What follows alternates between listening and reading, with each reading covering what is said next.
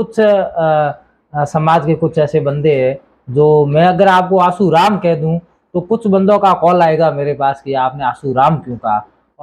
कहीं न कहीं ये एक चर्चा भी आ रही है कि सतीश पूनिया जी को हटाने में वसुंधरा राजे सिंधिया का एक अहम भूमिका है। प्रदेश अध्यक्ष सीपी जोशी, इनके बारे में आप अपनी राय दीजिए कि भाई इनके बारे में क्या आप कहना।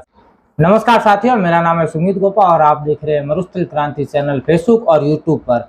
अभी हमारे साथ में आसूराम जी तेजमाल था, पूर्व जिला परिषद सदस्य जैसलमेर दक्षिण एशिया क्षेत्र से, और वर्तमान में आपको भारतीय जनता पार्टी का किसान मोर्चा भी बनाया गया है। तो इनसे आसूराम जी से हम आज कुछ चर्चा करेंगे राजस्थान की प्रदेश लेवल की कुछ बातें, कुछ क्वेश्चन है हमारे जो आपके सामने है। जैसे सबसे पहले मैं ये आपको पूछना चाहूँगा कि अभी जो नए अध्यक्ष बने हैं प्रदेश अध्यक्ष सीपी जोशी, इनके बारे में आप अपनी राय दीजिए कि भाई इनके बारे में क्या आप कहना चाहोगे। देखो, ऐसा है, भारतीय जनता पार्टी है कि ऐसी पार्टी है जी जो समय समय पर हमेशा परिवर्तन करती रहती है जी। क्योंकि कोई भी पार्टी के अंदर जब निर्णय लेने वाला व्यक्ति निर्णायक हो जी, वो पार्टी हमेशा अग्रसर रहती है जी और भारतीय जनता पार्टी ही एक ऐसी पार्टी है जिसके अंदर हर कार्यकर्ता और हर व्यक्ति को मौका समय समय पर मिलता है जी। तो क्योंकि जब कोई भी प्रदेश अध्यक्ष, जैसे पहले सतीश जी पूनिया थे, अभी सीपी जोशी है, वो बहुत ही जुझारू और कर्मठ कार्यकर्ता के रूप में उन्होंने काम किया है और नई उमंग और जोश के साथ वो राजस्थान के अंदर काम करने की क्षमता रखते हैं। इसलिए केंद्रीय नेतृत्व ने बड़े सोच समझ करके सीपी जोशी जी को हमारा प्रदेश अध्यक्ष बनाया है और क्योंकि ऊपर चुनाव आने वाले हैं, इसलिए जब प्रदेश अध्यक्ष ऊर्जावान होगा, काम करने की ताकत रखने वाला होगा, तभी हमारी जो कार्यकर्ताओं की टीम और पार्टी की टीम सक्रिय रहेगी। और जब कोई भी परिवर्तन समय पर होता है तो नया प्रदेश अध्यक्ष कोई बनता है तो उसके अंदर काम करने की जिज्ञासा होती है, उमंग होती है, ऊर्जा होती है। तो उस ऊर्जा के कारण जब प्रदेश अध्यक्ष ऊर्जावान होगा, ताकतवर होगा, सबको साथ में लेके चलने वाला होगा, तभी कार्यकर्ता और टीम हमारी जुड़ेगी और इससे राजस्थान की जनता जो है वो हमारी ओर आकर्षित होगी और हम 2023 के अंदर स्पष्ट रूप में भारतीय जनता पार्टी के बहुमत के साथ में सरकार बनेगी। कहीं न कहीं ये एक चर्चा भी आ रही है कि सतीश पूनिया जी को हटाने में वसुंधरा राजे सिंधिया का एक अहम भूमिका रही है, उसके बारे में आप एक स्पष्ट करिए और आपने विचार व्यक्त करिए। ऐसा है, ये कुछ देखो अफवाहें होती है क्योंकि जब घर के अंदर, परिवार के अंदर दो भाइयों का बीच में थोड़ा कोई चटपट होती है तो पड़ोसी सबसे पहले अंगुली उठाते कि इसके कारण ही हुआ।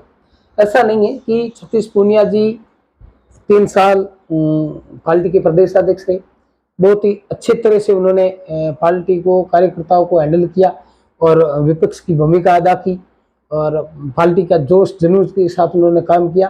लेकिन हाँ, ये बात जरूर है, आपने ठीक पूछा कि हम कभी कभी क्या है, कोई भी कार्यकर्ता हो या नेता हो, उसको जब पद मिलता है तो हम कभी कभी ये भूल करके बैठ जाते हैं कि हमारे से ऊपर कोई व्यक्ति सीएम हो या पीएम हो, वो एक्स हो जाता है तो हम थोड़ी उसकी मर्यादा को भूल जाते हैं कि अब ये एक्स है। लेकिन बात ये नहीं है कि वो हमारी पार्टी का, जो चाहे पूर्व सीएम हो या पूर्व प्रधानमंत्री, वो हमारा लीडर है, उसका सम्मान करना वो हमारा फर्ज है। तो उसके बारे में एक बार जरूर घटना घटी थी कि प्रदेशा जो हमारे जयपुर के अंदर प्रदेश कार्यालय है, जहाँ सतीश जी प्रदेश अध्यक्ष के रूप में वहाँ विराजमान थे, तभी वसुंधरा सिंधिया जी अपने काफिले के साथ वहाँ आए।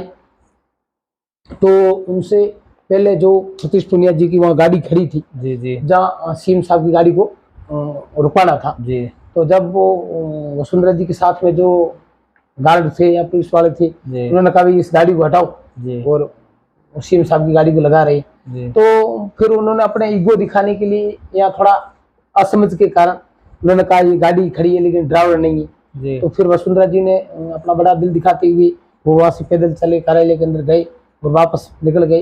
तो जरूर एक जो सीएम पद पे 2 बार रही हुई व्यक्ति को यदि इस प्रकार पार्टी के अंदर यदि थोड़ा सम्मानपूर्वक सम्मान नहीं मिलता है तो थोड़ा दर्द होता है। दोबारी बार ये घटना घटी जब वसुंधरा जी वापस वहाँ कार्यालय गए तो गाड़ी खड़ी थी और ड्राइवर ही वहाँ था। फिर कहा गाड़ी हटाओ, तो फिर वहां से गाड़ी नहीं हटाई, गाड़ी की चाबी नहीं है। तो उसको लेकर जरूर वसुंधरा जी या छत्तीस सोनिया जी के बीच में थोड़ा मनमुटाव हुआ था, लेकिन वो एक व्यक्ति विशेष था, उसमें पार्टी का या ऐसा कुछ नहीं था। और न वसुंधरा जी सिंधिया जी का इसमें कोई ऐसा बड़ा रोल था कि सतीश पूनिया जी को हटाए दूसरे को लाए, लेकिन ये पार्टी का निर्णय है कि 3 साल पूनिया जी ने अच्छा काम किया।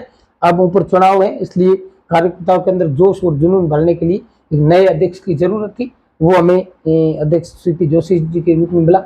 और लेकिन सबसे बड़ी जो गुरु जी बात है, वो मेरी जहाँ समझ है, बहुत ही बढ़िया पार्टी ने निर्णय लिया।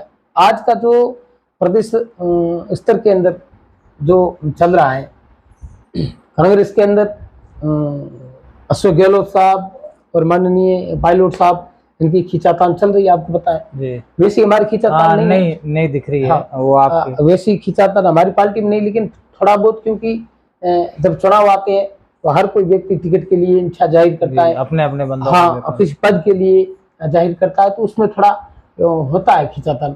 अभी जो वर्तमान राजस्थान के अंदर जो राजपूत समाज की आपस में लड़ाई, जैसे वसुंधरा जी सीएम के दावेदार है, तो उधर गजेंद्र सिंह शेखावत साहब भी। हाँ, ये भी एक मेरा क्वेश्चन है कि अभी सीएम की रेस में कौन राजस्थान में आपके हिसाब से कौन मैं उसी विषय पे आ रहा हूँ, उसी विषय पर आइए। हाँ, तो उसमें सबसे पहले जो नाम आ रहे हैं, जैसे वसुंधरा जी सिंधिया जी, वो राजस्थान की पूर्व सीएम है, 2 बार राजस्थान में सीएम रही हुई है, और उन्होंने अच्छा कार्यकाल वसुंधरा जी का देखने को मिला। मतलब योगी जी के बाद में दूसरे नंबर को हमारे भारतीय जनता पार्टी के अंदर स्ट्रॉन्ग मुख्यमंत्री के रूप में किसी ने काम किया तो वसुंधरा जी ने किया। और अभी जो चल रही है, केंद्रीय नेतृत्व तो तय करेगा। हमारी जो किसी भी राज्य के अंदर जब चुनाव होता है तो हमारे सबसे सर्वोपरि होता है वो केंद्रीय नेतृत्व। वो केंद्रीय नेतृत्व जिसको तय करता है वो फाइनल होता है, इसमें कोई लड़ाई नहीं है। लेकिन फिर भी एक ये विचारधारा है अपनी अपनी। तो अभी जो जैसे राजपूत समाज के अंदर वसुंधरा जी अपने हिसाब से वो सीएम के दावेदार है, तो उधर गजेंद्र सिंह जी का शेखावत के बारे में। तो ये 2 परिवार के बीच में जो लड़ाई चल रही है, इस लड़ाई को एक जाजम पे बिठा करके शांत करना, ये राजपूत समाज के लिए सबसे पहले कोई आदरणीय है तो ब्राह्मण देवता है, जिसको हम देवता के रूप में मानते हैं सनातन धर्म में, जिसका राजपूत समाज ने हमेशा आदर किया है। और दूसरा नंबर है वो चारण समाज है। ये 2 ही समाज ऐसी है जो राजपूत समाज को एक जाजम पर बिठा करके और कोई रास्ता निकाल सकती है। तो ये पार्टी के लिए सबसे बड़ी खुशी की बात है कि ओम जी जोशी, वो जोशी है, वो हमारे गुरुदेव है, उनको, हाँ, सीपी जोशी जी को प्रदेशाध्यक्ष बना करके, मतलब ये नरेंद्र भाई मोदी जी ने और अमित शाह ने बहुत बड़ा गेम खेला है कि इससे ब्राह्मण को खड़ा करके प्रदेशाध्यक्ष बनाकर, और नीचे 2 आप बोल रहे हो कि 2 राजपूत है, वो एक अच्छा एक गेम पर। हाँ, उन दोनों को एक जाजम पर बिठा करके, और अगर कोई ला सकता है तो एक ब्राह्मण ला सकता है, वो ब्राह्मण ला सकता है। ये पार्टी की सबसे बड़ी मतलब निर्णय है। और यहाँ मैंने कहा ना आपको, चारण समाज जिसका हमेशा राजपूत समाज ने सम्मान किया, इज्जत की है और उनकी बात को माना है, तो यहाँ फिर अवकार सिंह जी लखावत साहब जो हमारी पार्टी के लीडर है, वो ये काम कर सकते थे। तो जब ब्राह्मण का नाम आता है तो ये सबसे बड़ी हमारी खुशी है। या अब पार्टी के अंदर किसी भी प्रकार का कोई भेदभाव और आपस में लड़ाई नहीं होगी। हम सभी कार्यकर्ता, नेता, अभिनेता सब एक जाजम पे बैठ करके चुनाव लड़ेंगे, और जो केंद्रीय नेतृत्व जिसको तय करेगा पार्टी उसके साथ, कार्यकर्ता उसके साथ रहेंगे। मेरा एक पर्सनल क्वेश्चन है कि मैं जब भी आपका इंटरव्यू लेता हूँ तो कहीं न कहीं एक, या तो टाइटल में या आपको बुलाने में आशू राम, तो कभी आशू सिंह कहता हूँ। तो कुछ समाज के कुछ ऐसे बंदे हैं जो, मैं अगर आपको आशू राम कह दूं तो कुछ बंदों का कॉल आएगा मेरे पास कि आपने आशू राम क्यों कहा, और सिंह कह दूं तो कुछ बंदों का कॉल आएगा कि आपने आशू सिंह क्यों कहा। तो उसको लेकर आप एक स्पष्ट करिए कि मैं पर्सनली आपको क्या बोलूं, और पर्सनली वीडियो के टाइटल में आपका नाम आशू राम डालूं या आशू सिंह डालूं। अब देखो मेरी बात सुन गुरु जी, ये लोगों की सोच है, अपनी अपनी सोच है जी। अब लोग क्या कह रहे हैं क्या नहीं कह रहे वो उनकी मर्जी है जी। लेकिन जहाँ तक मेरा मानना है जी, कोई भी व्यक्ति, सबको अपनी आजादी है जी। कोई राम लगा सकता है, कोई दास लगा सकता है, कोई लाल लगा सकता है, पाल लगा सकता है, ये उसकी पर्सनल है। रही बात मेरे आशू राम लगाने से किसी का नुकसान तो नहीं हो रहा, नहीं, भगवान राम का नाम है। हाँ ठीक है, देखो आशू राम, अब जैसे मैं आशू राम हूँ, मेरे पिताजी का नाम जीवना राम, ठीक है, पीछे राम का नाम लगाने, यानी हम उस प्रभु की संतान है, जी इसकी राम की राम संतान की है, संतान है। ठीक है। हमारा मालिक वो है, जी हमारा भगवान वो है, जी और हमें जो संरक्षण दिया, या जो मारवाड़ी भाषा में क्या अपना माइत्र वो भगवान है। जी तो किसी के पीछे राम लगाने, यानी वो प्रभु की माया है, जी और उस प्रभु परमात्मा का ही नाम पीछे लगता है। जी मैं उस चीज को फॉलो करता हूँ, जी ठीक है। जी इसलिए मैं जाति से रावणा राजपूत हूँ। जी मैं रावणा राजपूत समाज के सभी बंधुओं से हाथ जोड़ करके अपील करता हूँ कि आप मेरे नाम पर किसी प्रकार की टीका टिप्पणी ना करें। जी मेरे राम लगाने से समाज को नुकसान होने वाला नहीं। जी ये तो नहीं मैंने राम लगा दिया जैसे राणा राजपूत समाज पूरा खड्डे में चला जाएगा। जी और मेरे सिंह लगाने से ये है नहीं कि विधानसभा के अंदर 50 राणा विधायक बन जाएंगे। जी वो तो है, ऐसा तो नहीं है ना। वो तो है। ये लोगों की सोच होगी, जी ठीक है। मैं पुरानी चीजों को फॉलो करता हूँ, जी ठीक है। जी देखो रामचंद्र भगवान थे, जी थे जिन्होंने सिंह तो नहीं लगाए ना, वो रामचंद्र थे। जी क्या वो प्रभु थे जिसने पूरी रचना रचाई सृष्टि की, वो नहीं लगा सकते क्या? जी भगवान कृष्ण, श्री कृष्णा, श्री कृष्णा उन्होंने सिंह तो नहीं लगाया। नहीं लगाया, ब्रह्मा विष्णु बस नहीं लगाया, वो उनका भाव था, भाव था। और किसी ने लगाया वो उनका भाव है, ठीक है। सिंह लगाना कोई गलत नहीं है, और राम लगाना कोई अपराध नहीं है। जी इसलिए वो जिसकी जैसी सोच है वो, अब देखो हर कास्ट के अंदर आज से पहले लाल पाल दास यही लगते थे, जी उसके बाद में धीरे धीरे जैसे परिवर्तन होगा, अपनी आजादी हर कोई लगा सकता है।